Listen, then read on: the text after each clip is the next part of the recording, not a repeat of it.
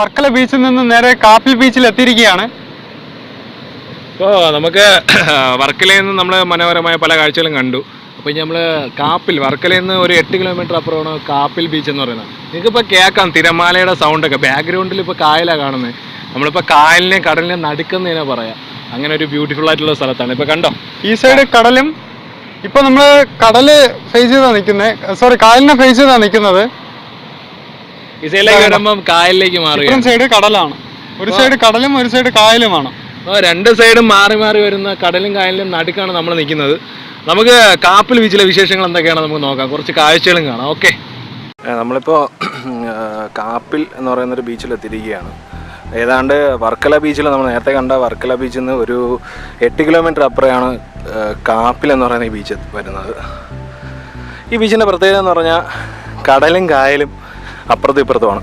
അതോ അവിടോട്ട് നോക്കുമ്പോൾ നമുക്ക് കാണാൻ സാധിക്കും കായൽ. ഒരു പൈൻ ഫോറസ്റ്റാണിത്, ചെറിയൊരു പൈൻ ഫോറസ്റ്റാണ്. ആ പൈൻ ഫോറസ്റ്റിൻ്റെ അപ്പുറ സൈഡിൽ കായലും, നേരെ നമുക്ക് ഇങ്ങോട്ട് വരാം. തിരികെ വന്നാൽ അപ്പുറ സൈഡിലായിട്ട് കടലും കാണാം. വളരെ മനോഹരമായിട്ടുള്ളൊരു ബീച്ചാണ്, വളരെ മനോഹരം. അത്തേക്ക് പോകാനുള്ള വഴികളൊക്കെ ഉണ്ട് പൈൻ ഫോറസ്റ്റിൽ. നല്ല തണലുണ്ട് ഇവിടെ. പുറത്ത് നല്ല വെയിലാണെങ്കിലും ഇവിടെ നല്ല തണലുണ്ട്. ഇപ്പം നിങ്ങൾ വീക്കെൻഡായിട്ട് വരികയാണെങ്കിൽ, അല്ലെങ്കിൽ നിങ്ങൾ ഫാമിലി ആയിട്ട് വരികയാണെങ്കിൽ ഒരു ഉച്ച സമയത്ത് വന്നാലും വലിയ പ്രശ്നമില്ല. നമുക്കിതിനകത്ത് അല്ലെങ്കിൽ ഈ ഫോറസ്റ്റിനകത്ത്, പൈൻ ഫോറസ്റ്റിനകത്ത് നിന്ന് റെസ്റ്റ് ചെയ്തിട്ട് കായലിലേക്കോ കടലിലേക്കോ ഒക്കെ ഇറങ്ങാം. വളരെ മനോഹരമായ ഒരു കായലിൻ്റെ വ്യൂ ആണ് നമുക്കിവിടെ കാണാൻ സാധിക്കുന്നത്.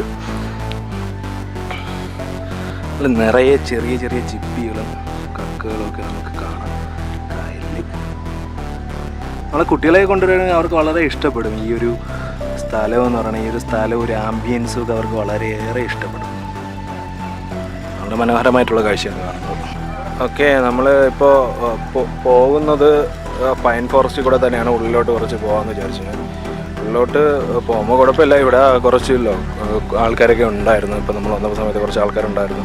അപ്പോൾ അവിടെ തന്നെ കാണാം. ഇവിടെ വൃത്തികേടായിട്ട് കിടപ്പുണ്ട്. പക്ഷെ മനോഹരമായിട്ടുള്ള, ഞാൻ ഇന്ന് ഇവരെ കണ്ടിട്ടുള്ളതിൽ വെച്ച് ബീച്ചുകളിൽ നിന്ന് വളരെ മനോഹരമായിട്ടുള്ളൊരു ബീച്ചാണ് ഈ കാപ്പിൽ ബീച്ച് എന്ന് പറയുന്നത്.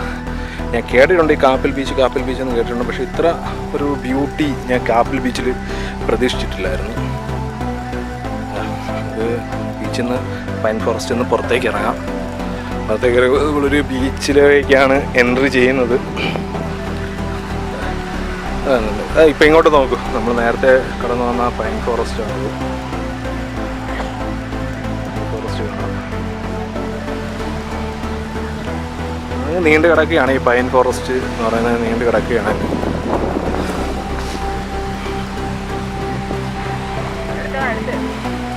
ഇതാണ് നമ്മൾ പറഞ്ഞ ബീച്ചിലേക്ക് എത്തിയിരിക്കുകയാണ് നമ്മളിപ്പോൾ.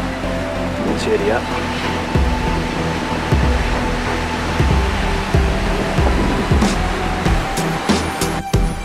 നമുക്ക് പൈൻ ഫോറസ്റ്റിലേക്ക് തന്നെ ഒന്ന് കയറാം. എന്തായാലും വൈകുന്നേരം സമയങ്ങളിലൊക്കെ വരികയാണെങ്കിൽ ഫാമിലിക്ക് മൊത്തത്തിൽ എൻജോയ് ചെയ്യാൻ പറ്റിയൊരു സ്ഥലം തന്നെയാണ് ഈ പൈൻ ഫോറസ്റ്റ് എന്ന് പറയുന്നത് സ്ഥലം. മനോഹരമായിട്ടുള്ള നല്ല തണലുണ്ട്, തിരക്കും കാര്യങ്ങളൊന്നുമില്ല. ഓക്കെ, ഇത് കായലിൻ്റെ ഒരു വ്യൂ ആണ് വരുന്നത്. നമ്മൾ ബീച്ചിലേക്ക് വരുമ്പോൾ ഒരു കായലിൻ്റെ ഒരു വ്യൂ ആണ് വരുന്നത്. കായൽ മനോഹരമായിട്ടുള്ളൊരു കാഴ്ചയാണ് നമുക്ക് കാണാൻ സാധിക്കുന്നത്. കായലിൻ്റെ ഒരുപാട് വെറൈറ്റി മീനുകളൊക്കെ ഉണ്ട് കേട്ടോ. ഞങ്ങളുടെ പല സൈസിലുള്ള പല വലിപ്പത്തിലുള്ള വെറൈറ്റി മീനുകളൊക്കെ നമുക്കിവിടെ കാണാൻ പറ്റും.